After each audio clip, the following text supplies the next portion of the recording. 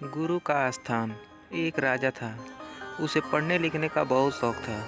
एक बार उसने मंत्री परिषद के माध्यम से अपने लिए एक शिक्षक की व्यवस्था की। शिक्षक राजा को पढ़ाने के लिए आने लगा। राजा को शिक्षा ग्रहण करते हुए कई महीने बीत गए, मगर राजा को कोई लाभ नहीं हुआ। गुरु तो रोज़ खूब मेहनत करते थे, परंतु राजा को उस शिक्षा का कोई फायदा नहीं हो रहा था। राजा बड़ा परेशान। गुरु की प्रतिभा और योग्यता पर सवाल उठाना भी गलत था, क्योंकि वो एक बहुत ही प्रसिद्ध और योग्य गुरु थे। आखिर में एक दिन रानी ने राजा को सलाह दी कि राजन, आप इस सवाल का जवाब गुरु जी से ही पूछ कर देखिए। राजा ने एक दिन हिम्मत करके गुरु के सामने अपनी जिज्ञासा रखी। हे गुरुवर, क्षमा कीजिएगा, मैं कई महीनों से आपसे शिक्षा ग्रहण कर रहा हूँ, पर मुझे इसका कोई लाभ नहीं हो रहा है। ऐसा क्यों है? गुरु जी ने बड़े ही शांत स्वर में जवाब दिया। राजन, इसका कारण बहुत ही सीधा सा है। गुरुवर, कृपया करके आप शीघ्र इस प्रश्न का उत्तर दीजिए। राजा ने विनती की। गुरु जी ने कहा, राजन, बात बहुत छोटी है, परंतु आप अपने बड़े होने के अहंकार के कारण इसे समझ नहीं पा रहे हैं और परेशान और दुखी हैं। माना कि आप एक बहुत बड़े राजा हैं।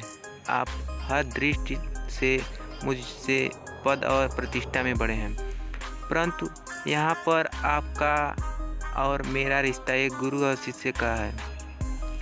गुरु होने के नाते मेरा स्थान आपसे उच्च होना चाहिए, परंतु आप स्वयं ऊंचे सिंहासन पर बैठते हैं और मुझे अपने से नीचे के आसन पर बैठाते हैं। बस यही कारण है जिससे आपको न तो कोई शिक्षा प्राप्त हो रही है और न ही कोई ज्ञान मिल रहा है।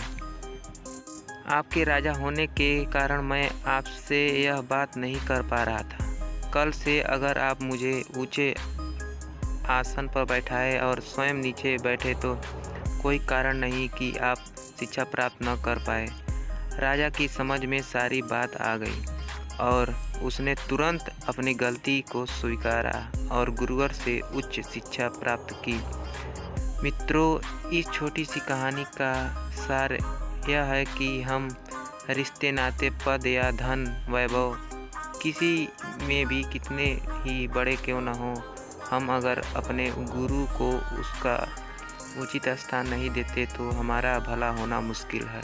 और यहाँ स्थान का अर्थ सिर्फ ऊंचा या नीचे बैठने से नहीं है। इसका सही अर्थ है कि हम अपने मन में गुरु को क्या स्थान दे रहे हैं। क्या हम सही मायने में उनको सम्मान दे रहे हैं या स्वयं के ही श्रेष्ठ होने का घमंड कर रहे हैं?